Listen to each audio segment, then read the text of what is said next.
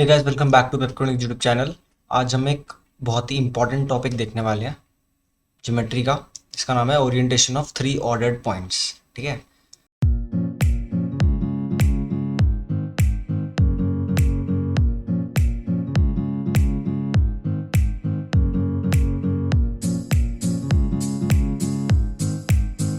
ठीक है, तो ये सबसे बेसिक बिल्डिंग ब्लॉक है। अगर आप कॉम्पिटिटिव प्रोग्रामिंग में ज्योमेट्री सीखना चाहते हैं तो इस कॉन्सेप्ट पे बहुत सारे क्वेश्चंस बिल्ड हो रखे हैं, है ना। एंड हम आगे इस सीरीज में देखने वाले हैं कि ये कैसे क्वेश्चंस हैं, इनमें क्या करना है। ठीक है, तो देखते हैं कि orientation of three order points क्या है। ठीक है, तो देखो यार, orientation of three order points में क्या है कि आप क्वेश्चन समझ लेते हैं पहले। बेसिकली ये सिर्फ एक्सप्लेनेशन वीडियो होगी। ठीक है, क्योंकि ज़्यादा कुछ कोड है नहीं इस कॉन्सेप्ट में। बेसिकली आपको कॉन्सेप्ट आना चाहिए। ठीक है, तो है क्या orientation of three order points. देखो यार, orientation of three ordered points का मतलब ये है कि आपको थ्री ऑर्डर्ड पॉइंट्स मिले हैं, A B and C. Let's say P1, P2 and P3। Let's say आपको ये थ्री पॉइंट्स मिले हैं एंड ये थ्री ऑर्डर्ड पॉइंट्स हैं। मतलब P1 से P2 जाना है एंड P2 से P3 जाना है, और आपको बताना है ओरिएंटेशन क्या है उन पॉइंट्स की। देखो, ओरिएंटेशन से मेरा क्या मतलब है कि यहाँ पे समझ लो मैंने P1 दिया एंड यहाँ पे मैंने P2 दिया, ये पॉइंट 2 है। यहाँ पे मैंने P3 दिया। ठीक है, तो P1 से P2 जाना है एंड P2 से P3 जाना है। ठीक है, एक तो आपका ये एग्जांपल हो गया, है ना। और एक समझ लो मैंने यहाँ पे आपको P1 दिया, मैंने यहाँ पे आपको P2 दिया, और मैंने यहाँ पे आपको P3 दिया, है ना। तो P1 से P2 जाओ, P2 से P3 जाओ। ये आपका एक दूसरा एग्जांपल हो गया, है ना। और एक एग्जांपल और ले लेते हैं। मैंने आपको ये P1 दिया, यही मैंने आपको P2 दिया, है ना। लेट्स से P1, यही मैंने आपको P2 दिया, और ये मैंने आपको P3 दिया। तो P1 से P2 जाओ और P2 से P3 जाओ। एक मिनट, P2 से P3 जाओ, है ना। तो ये तीन एग्जाम्पल है। अब आपको बताना क्या है, तीन पॉइंट्स में आपको बताना है कि ये किस तरह से ओरिएंटेड है। मतलब क्या ये क्लॉकवाइज है, क्या ये एंटी क्लॉकवाइज है, या फिर क्या ये कोलिनियर है। देखो यार, जब हम इधर जा रहे हैं ना, देखो P1 से P2 फिर P3, ये क्या होता है, ये होता है एंटी क्लॉकवाइज मोशन। जब हम P1 P2 P3 इस तरह है तो ये है क्लॉकवाइज ओरिएंटेशन। और जब ये सारे सेम लाइन में है तो ये एक कोलिनियर ओरिएंटेशन है। ठीक है, ये कोलिनियर ओरिएंटेशन है। तो ये हमारा क्वेश्चन है। ठीक है, ये हमारा क्वेश्चन है। आपको मैं क्या दूंगा, x1 y1, x2 y2 और x3 y3 y3। और ये रिप्रेजेंट क्या करता है, ये P1 को रिप्रेजेंट करता है, ये P2 को रिप्रेजेंट करता है, और ये P3 को रिप्रेजेंट करता है। आपको ये बताना है कि ये तीनों पॉइंट्स किस तरह से ओरिएंटेड है। अब ऑफ कोर्स ये ऐसे देखने में तो आपको बहुत मुश्किल लग रहा होगा कि भाई क्या ही करेंगे हम, ताकि हम ओरिएंटेशन बता दें। हमें क्या पता कि भाई वो ओरिएंटेड कैसे हैं। ऐसा भी हो सकता है कि वो नेगेटिव एक्सिस में हो, ऐसा भी हो सकता है कि एक पॉइंट थर्ड क्वाड्रेंट में, एक पॉइंट सेकंड में, और एक पॉइंट फोर्थ क्वाड्रेंट में हो। ऐसा तो हमें बहुत मुश्किल कोड होगा। पर इसका कोड लिटरली थ्री लाइंस का कोड है। ठीक है, थ्री लाइंस का कोड है इसका। एंड बहुत ही स्ट्रॉन्ग वो है ये, मतलब बहुत ही, अगर आपका ये वाला कॉन्सेप्ट क्लियर है तो आपको ज्योमेट्री वाली सीरीज में कोई ज़्यादा दिक्कत नहीं आने वाली। ठीक है, तो ये है orientation of three order points, है ना। अब हम समझते हैं कि हम इसको कैसे करेंगे सॉल्व, इसको सॉल्व कैसे करेंगे। ठीक है, देखते हैं। देखो यार, लेट्स से मैं एक प्लेन कंसिडर करता हूँ। लेट्स से मैं एक प्लेन कंसिडर करता हूँ। लेट्स से ये मेरा एक्स वाई प्लेन है। ठीक है, थोड़ा ऐसे करके बनाता हूँ मैं। लेट्स से मेरा एक्स वाई प्लेन है। ठीक है, लेट्स से मेरा एक्स वाई प्लेन है ये। ठीक है, तो ये क्या हो गया मेरा वाई एक्सिस, और ये क्या हो मेरा एक्स एक्सिस। ठीक है, अब देखो, लेट्स से मेरे पास ये वाले पॉइंट्स हैं। इसको मैं थोड़ा एक्सटेंड कर लेता हूँ, एक काम करता हूँ, क्योंकि एक्सटेंड करना फ़ायदेमंद रहेगा। इसको मैं ऐसे पीछे एक्सटेंड कर लेता हूँ। तो इस लाइन को मैं एक्सटेंड कर दूंगा पीछे। देखो यार, देखो, हमें ये पता है कि स्लोप का कॉन्सेप्ट क्या होता है। उम्मीद करता हूँ आपको स्लोप का कॉन्सेप्ट पता होगा कि कोई भी आपको लाइन दे रखी है ना, कोई भी आपको लाइन दे रखी है। लेट्स से आपके पास ये वाली लाइन है। ठीक है, तो ये पॉइंट क्या है, ये वाला पॉइंट क्या है, ये x1 y1 और ये x2 y2 है। ठीक है, तो ये वाला डिस्टेंस जो होगा, ये वाला डिस्टेंस कितना होगा, ये वाला डिस्टेंस कितना होगा, ये होगा मेरा, ये वाला डिस्टेंस क्या होगा, ये मेरा होगा y2 माइनस y1। और ये कितना होगा, ये मेरा कितना होगा, ये मेरा होगा x2 माइनस एक्स वन, है ना, है ना, ऐसे ही है ना। देखो ये x1 y1 और ये x2 y2, एंड ये क्या होगा x1 y1। तो स्लोप क्या होगा, स्लोप लेट से m है तो y2 minus y1 upon x2 minus x1। Slope basically अगर कोई मैथमेटिक्स के बैकग्राउंड से नहीं है या फिर कोई प्रोग्रामिंग के बैकग्राउंड से नहीं है और वो कॉम्पिटेटिव प्रोग्रामिंग सीखना चाहता है, तो स्लोप का मैं मीनिंग समझा देता हूँ। स्लोप बेसिकली क्या है कि यार, स्लोप एक आपको एक मैग्नीट्यूड देता है और वो बताता है कि ये कितनी इंक्लिनेंट, कितना इंक्लाइंड है एक्स एक्सिस पे, ठीक है। अब फॉर एग्जांपल एक एग्जांपल देके समझाता हूँ, सब समझ आ जाएगा, ज़्यादा डिटेल में नहीं जाएंगे क्योंकि थोड़ा कॉम्प्लेक्स हो सकता है ना। तो देखो यार, वैसे तो आप सबने उम्मीद करता हूँ पढ़ा ही होगा अपने 12th 11th में, है ना। देखो ये हमारे पास लाइन है, अब एक लाइन मेरे पास ये है, एक लाइन मेरे पास ये है, ये एक्स एक्सिस के साथ ए एंगल बना रही है, ये एक्स एक्सिस के साथ बी एंगल बना रही है। कौन सा एंगल बड़ा है, ए या B? Of course A is greater than B.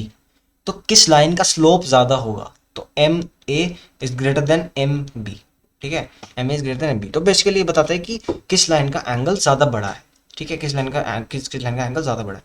तो ये हमारा स्लोप होता है, ठीक है, ये हमारा स्लोप का कॉन्सेप्ट होता है, ठीक है। तो ये थोड़ा सा इंट्रो देना था मैंने कि स्लोप क्या होता है, जिनको नहीं पता होगा, पर अब तो सबको ही पता होगा कि स्लोप क्या होता है, हम डिस्कस कर चुके हैं। तो अब देखते हैं कि हम कैसे पता करेंगे कि कोई भी पॉइंट किधर है, मतलब ओरिएंटेशन क्या है किसी भी तीन पॉइंट्स की, किसी भी तीन ऑर्डर्ड पॉइंट्स की, ठीक है। अब देखो यार, देखो मैं यहाँ पे पॉइंट्स लेता हूँ, ये रहा मेरा P1, ये रहा मेरा P2, ठीक है, एंड ये रहा मेरा P3, ठीक है। अब ये जो है ना, ये जो जा रही है ये लाइन, ये इससे जैसे हम यहाँ से यहाँ पे आएंगे एंड यहाँ से हम यहाँ पे आएंगे, तो ये क्या है, ये एक एंटी क्लॉकवाइज डायरेक्शन में घूम रहे हैं, एंटी क्लॉकवाइज डायरेक्शन में घूम रहे हैं।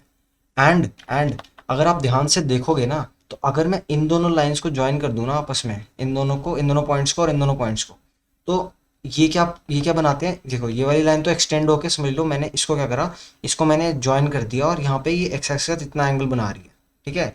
बट ये वाली जो लाइन है ना, जो दूसरी वाली लाइन है, अगर मैं इन दोनों पॉइंट्स को ज्वाइन करूँ तो ये वाली लाइन एक्स एक्सिस के साथ इतना एंगल बना रही है, इतना एंगल बना रही है। कौन सा एंगल ज़्यादा बड़ा है, ये है और ये, कौन सा एंगल ज़्यादा बड़ा है, एंगल ए ज़्यादा बड़ा है या फिर एंगल बी ज़्यादा बड़ा है? तो ऑफ कोर्स एंगल बी ज़्यादा बड़ा है, ठीक है, एंगल बी ज़्यादा बड़ा है। तो अगर एंगल बी बड़ा हुआ ना, तो हम बोलेंगे कि ये एंटी क्लॉकवाइज ओरिएंटेशन है, एंटी क्लॉकवाइज ओरिएंटेशन है, ठीक है। मतलब बहुत सिंपल, हमने बोला कि ये एंटी क्लॉकवाइज ओरिएंटेशन है।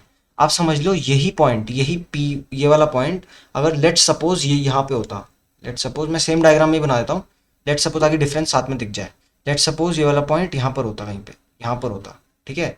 तो मेरे को थोड़ा जगह चाहिए होगी, लेट से यहाँ पे होता। तो अगर हम इन दोनों पॉइंट्स को अब जोड़ते ना, इन दोनों पॉइंट्स को जोड़ते, इन दोनों पॉइंट्स को जोड़ते, राइट, इन दोनों पॉइंट्स को जोड़ते, तो ये कुछ ऐसा सा बनाता, देखो ये काफ़ी पीछे चला जाता। एक मिनट, मेरे को जगह चाहिए होगी इसके लिए, जूम आउट ही कर लेता हूँ। देखो अगर मैं इन दोनों पॉइंट्स को जोड़ता तो ये कुछ इस तरह से बनाता,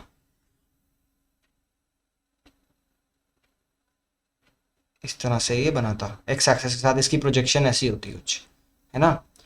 तो इसका मैं वाइट कलर करके इसको थोड़ा एक्सटेंड कर देता हूँ,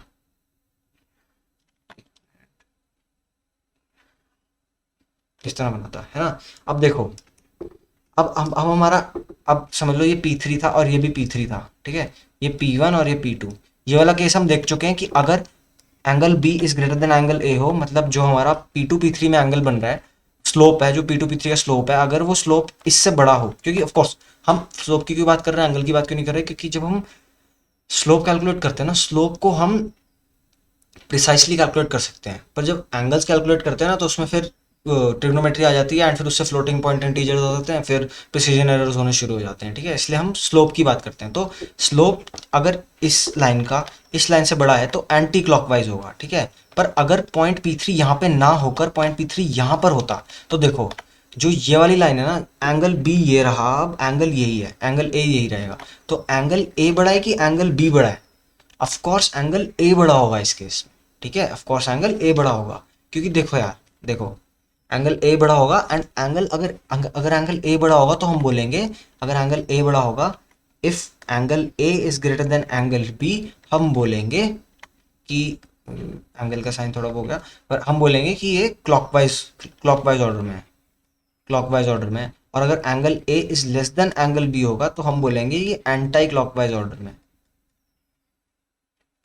एंटी क्लॉकवाइज ऑर्डर, ठीक है, ऐसा सीन हो, ठीक है। तो ये बेसिकली हमारा पूरा होगा। पर अगर एक चीज़ और हो सकती है कि अगर ये लाइन ऐसी हो, ठीक है, अगर ये पॉइंट यहाँ पर लाई कर रहा हो कहीं पे, समझ लो P3 यहाँ पर लाई कर रहा हो, यहाँ पे P3 लेट से यहाँ पे लाई कर रहा है, तो अब देखो लाइन कैसी बनेगी, अब देखो लाइन कैसी बनेगी, ये लाइन एक्सटेंड होकर इधर आ जाएगी और P3 ये रहा, अब है ना, ये P3 ये रहा, P3 ये रहा, है ना। तो P3 अब देखो जो स्लोप है वो इक्वल है, angle A is equal to angle B, क्योंकि देखो एंगल A भी यहाँ पे आ गया और एंगल B भी यहाँ पे आ गया, तो angle A is equal to angle B, तो इस केस में हम बोलेंगे कोलिनियर, ठीक है, ये हमारा कोलिनियर का केस हो जाएगा, ठीक है।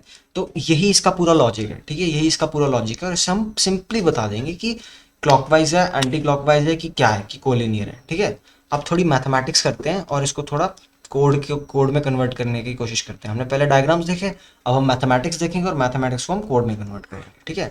तो देखो यार, मैंने क्या बोला, लेट से जो ये वाली लाइन है, जो हमारी लाइन ए बी है, जो मतलब ये है लाइन P1 P2 से जो लाइन बन रही है, ये P2 है, ठीक है, जो लाइन P1 P2 से बन रही है उसका स्लोप लेट से M1 है, और वो स्लोप क्या है, y2 minus y1 upon x2 minus x1, क्योंकि ऑफकोर्स ये y2 माइनस y1 होगा और ये x2 माइनस x1 होगा, है ना। तो इनको हम अगर अपॉन में लिखेंगे तो फिर ये हमारा स्लोप दे देगा।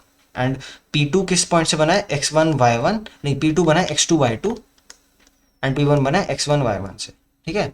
और M2 क्या होगा हमारा, M2 मतलब P2 और P3 में जो लाइन बन रही है वो क्या बनेगी, y3 minus y1 upon x3 minus x1, ठीक है। तो हमें क्या लेना है, हमें इन दोनों का डिफरेंस लेना है, ठीक है, हमें इन दोनों का डिफरेंस लेना है। तो अगर अगर अगर हमारा M1 माइनस M2 हमारा ग्रेटर देन 0 आता है, इसका मतलब M1 is greater then M2, ठीक है। हम डायरेक्टली भी कंपेयर कर सकते हैं, पर इसको डायरेक्टली कंपेयर ना करके हम एक वैल्यू में कन्वर्ट करते हैं और उसको एक फॉर्मूला बनाते हैं, ठीक है। मैं वैसे कोड भी ले ही आता हूँ, यहाँ पे कोड भी ले ही आता हूँ, कोड भी इसका 3 लाइनर कोड है, ठीक है, ये रहा कोड, ठीक है, ज़रा सा कोड है और ये पूरा हमें पूरी ज्योमेट्री इस कोड पे बेस्ड होगी, ठीक है। देखो देखो ये है ना x3 minus x2 into y2 minus y3, देखो मैंने क्या करा, M1 माइनस M2 लिखा, ये कैसे लिखा मैंने, y2 minus y1 upon x2 minus x1 minus y3 minus y2 upon x3 minus x2, यहाँ पे 2 आएगा क्योंकि ऑफ कोर्स P2 P3 में बन रहा है, तो P2 x2 y2 से बना है ना, तो ऐसा बनेगा। अब क्योंकि ये डिनोमिनेटर में आ गए x1 x2 माइनस y1, तो हम इसको कन्वर्ट कर देंगे इस एक्सप्रेशन में, जो एक्सप्रेशन यहाँ पे लिखा हुआ है ये वाला एक्सप्रेशन, इस एक्सप्रेशन में कन्वर्ट कर देंगे। तो हम करेंगे क्या, हम करेंगे सिंपली, हम इस एक्सप्रेशन को मतलब ऐसे न्यूमरेटर लेंगे और फिर हम ऐसे मल्टीप्लाई करेंगे, और ये तो मतलब x2 minus x one into y3 into x3 minus x2 को हम मल्टीप्लाई कर देंगे बोथ साइड्स, है ना। हमें फ़र्क किससे पड़ता है, हमें इस एक्सप्रेशन के साइन से मतलब है, ठीक है, साइन क्या है इस एक्सप्रेशन का, ठीक है। तो ये एक्सप्रेशन किस में कन्वर्ट हो जाएगा, x3 माइनस x2, है ना, y2 minus y3 multiplied by y2 minus y3 minus x2 minus x1 multiplied by y3 minus y2, ठीक है। और यही सेम चीज़ मैंने यहाँ पे लिखी है, यही सेम चीज़ मैंने यहाँ पे लिखी है, ठीक है, यही सेम चीज़ मैंने यहाँ पे लिखी है, ठीक है। तो ये हमारी वैल्यू आएगी और हम क्या करेंगे, वैल्यू ग्रेटर देन 0 है तो हम रिटर्न 1 कर देंगे, इफ़ वैल्यू लेस देन 0 है हम रिटर्न 2 कर देंगे, एल्स रिटर्न 0 कर देंगे, ठीक है। मतलब कि अगर वैल्यू ग्रेटर देन 0 आई, इसका मतलब कि हमारा M1 was greater than M2, और जब ये केस था तो हम बोलेंगे क्लॉकवाइज है। मतलब देखो जब हमारा angle A greater than angle B हो गया था तो हम बोल रहे थे क्लॉकवाइज है ऑर्डर, क्योंकि देखो एंगल ए और ये एंगल बी जब यहाँ पे था, ठीक है, एंगल बी यहाँ पे था, तो हम बोल रहे थे ये पॉइंट्स क्या बना रहे थे, P1 P2 P3, जब P3 ये था तो ये क्लॉकवाइज बना रहा था, तो तब एंगल ए बड़ा था, तो जब एंगल ए बड़ा होगा तो हम बोलेंगे क्लॉकवाइज है। एल्स अगर एंगल वैल्यू ये नेगेटिव आएगी मतलब एंगल ए छोटा है और M2 बड़ा है, ठीक है, एंगल बी बड़ा है, ठीक है, मतलब स्लोप ऑफ बी बड़ा है बेसिकली। तो अगर स्लोप ऑफ बी बड़ा है हम बोलेंगे काउंटर क्लॉकवाइज, और अगर ये दोनों वैल्यू इक्वल्स होंगी तो ऑफ कोर्स वो होंगे कोलिनियर पॉइंट्स, ठीक है, क्योंकि स्लोप दोनों का सेम है, ठीक है। तो ये था हमारा पूरा इस कोड का लॉजिक, ओरिएंटेशन ऑफ 2 पॉइंट्स। ठीक है, ये हमारा पूरा लॉजिक था। और ये हमारा कोड है। ठीक है, 3 लाइनर कोड। ठीक है, 4 लाइनर, ज़्यादा कुछ है ही नहीं, है ना। तो बेसिकली ये हमारा कोड था। ठीक है, उम्मीद करता हूँ आपको ये लॉजिक समझ आया होगा। एंड इस पे ही हम नेक्स्ट क्वेश्चंस को बिल्ड करेंगे और समझेंगे कि हमें क्या करना है। ठीक है, तो उम्मीद करता हूँ आपको समझ आया होगा। अगर आपको वीडियो पसंद आई तो लाइक कर देना। And till the next video drops, keep watching Pep coding.